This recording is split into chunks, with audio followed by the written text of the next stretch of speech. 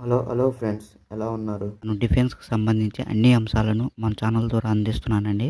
అలాంటిది మన ఆంధ్రప్రదేశ్‌లోనే అనకాపల్లి జిల్లా రాంబిల్లిలో నేవీ అనేది ప్రత్యామ్నాయ బేస్‌ని అనేది మనకి ప్రారంభించడానికి సంసిద్ధం అనేది వ్యక్తం చేసింది. 2026లో ప్రారంభించేందుకు కేంద్రం అనేది ప్రణాళికను రూపొందించింది. ఇందులో భాగంగా రాంబిల్లిలో నేవీ ప్రత్యామ్నాయ బేస్‌ని ఎందుకు ఏర్పాటు చేస్తున్నారు అంశాన్ని గురించి మనం తెలుసుకోవాలండి. సముద్ర రక్షణ సామర్థ్యాన్ని పెంచుకునే దిశగా మరో కీలక ముందడుగు పడనుంది.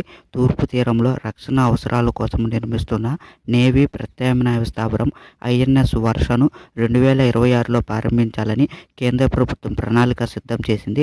ఇది పూర్తిగా వ్యూహాత్మక స్థావరము. ఆంధ్రప్రదేశ్లోని విశాఖపట్నానికి 50 కిలోమీటర్ల దూరాన అనకాపల్లి జిల్లాలోని రాంబిల్లిలో సముద్ర తీరాన్ని ఆనుకొని దీన్ని నిర్మిస్తున్నారు. ఈ ప్రాజెక్టు కోసము కేంద్ర ప్రభుత్వము 670 హెక్టార్ల అటవీ భూమిని కేటాయించింది. రాష్ట్ర ప్రభుత్వం కూడా అవసరమైన సహకారం అందిస్తుంది. దీని తొలిదశ నిర్మాణము 2022 నాటికి, మలిదశ నిర్మాణము 2025 నాటికి పూర్తి కావాల్సి ఉంది.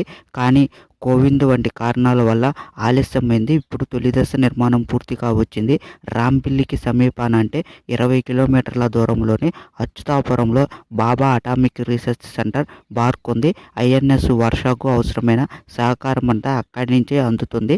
బార్కుకు అచ్యుతాపురంలో 2200 ఎకరాలు కేటాయించారు. అంటే ఎక్కడ భవిష్యత్తులో ఏ స్థాయిలో కార్యకలాపాలు జరగబోతున్నాయో మనం ఊహించుకోవచ్చు. రాంబిల్లి స్థావరంలో అణు జలాంతర్గాముల నిర్మాణమే కాకుండా మరమ్మతులు, నిర్మాణం వంటి అన్ని ఏర్పాట్లు ఉన్నాయి. ఈ స్థావరంలో బంకర్లు, సొరంగ వ్యవస్థలు, ఇన్నర్ ఔటర్ హార్బర్ వంటి సౌకర్యాలు ఉన్నాయి. హై సెక్యూరిటీతో ఏర్పాటు చేస్తున్న వ్యూహాత్మక స్థావరము బంగాళాఖాతము, హిందూ మహాసముద్ర ప్రాంతంలోని జలాల్లో నిగువను పెంచనుంది. ముఖ్యంగా హిందూ మహాసముద్ర ప్రాంతంలో చైనా చర్యలపై నిఘు పెట్టేందుకు ఇది ఎంతోగానో ఉపయోగపడుతుంది. పొరుగు దేశాలైన చైనా, పాకిస్తాన్ తన నౌకా దళాలను ఆధునీకరించుకుంటున్న నేపథ్యంలో భారత్ కూడా కొత్త నౌకా స్థావరాన్ని ఏర్పాటు చేసుకోవడము గమనార్హము. అయితే మనం రాంబిల్లి ఎందుకంటే ప్రత్యేకత అంటే ఐఎన్ఎస్ వర్షను సబ్మెరైన్ల కోసమే నిర్మించారు. శత్రువుల కంట పడకుండా వాటిని రహస్యంగా దాచడానికి ఇలాంటి బేసులను రష్యా, చైనా వంటి దేశాలు నిర్మించుకున్నాయి. ఈ కోవలోనే భారత్ కూడా రాంబిల్లిని ఊహాత్మక స్థావరంగా ఎంచుకుంది. చైనాకు డీటైన సమాధానము చెప్పడమే దీని ప్రధాన ఉద్దేశము.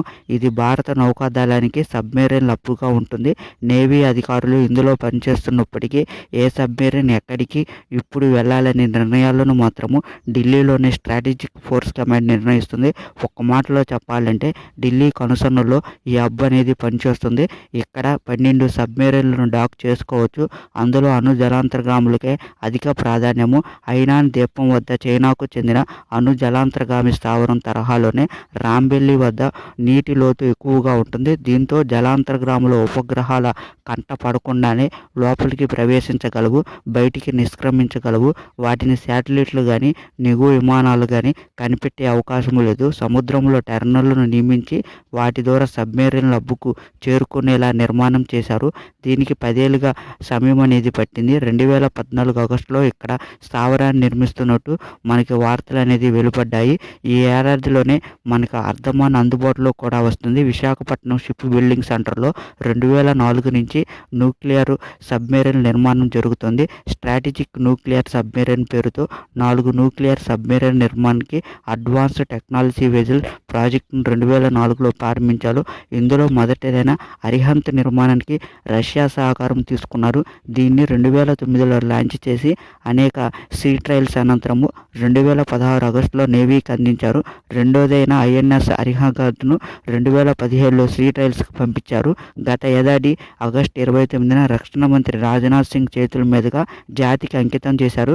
వీటిని అరిహంత్ క్లాస్ అణు జలాంతర్గాములుగా వ్యవహరిస్తున్నారు. ఈ ప్రాజెక్టులో మిగిలిన 2 సబ్మెరైన్ల నిర్మాణానికి 40,000 కోట్లు ఇవ్వనున్నట్టు 6 నెలల క్రితం ప్రకటించింది. ఈ ప్రాజెక్టులో నిర్మిస్తున్న 3వ న్యూక్లియర్ సబ్మెరైన్ ఐఎన్ఎస్ అర్ధ అర్ధమాన్ అండి. ఇది గత ఏడాది 2024 అక్టోబర్లోనే శ్రీటైల్స్కి వెళ్ళింది.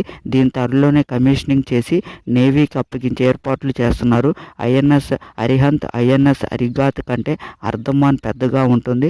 7,000 టన్నుల సామర్థ్యము కలిగి ఈ సబ్మెరైన్ 2,500 కిలోమీటర్ల పరిధిలోని లక్ష్యాలను ఛేదించగల మరిన్ని K4 షిప్లను మోసుకెళ్లగలదు. దీని తర్వాత నిర్మిస్తున్న న్యూక్లియర్ సబ్మెరైన్ ప్రాజెక్ట్ S4గా వ్యవహరిస్తున్నారు. విశ్వసనీయ సమాచారం ప్రకారం ఇది ఇంకా సీ ట్రయల్స్లోనే ఉందండి. మీకు నచ్చితే మన ఛానల్ లైక్ చేయండి, అలానే సబ్స్క్రైబ్ చేసుకోండి friends. Thank you friends, thank you for all.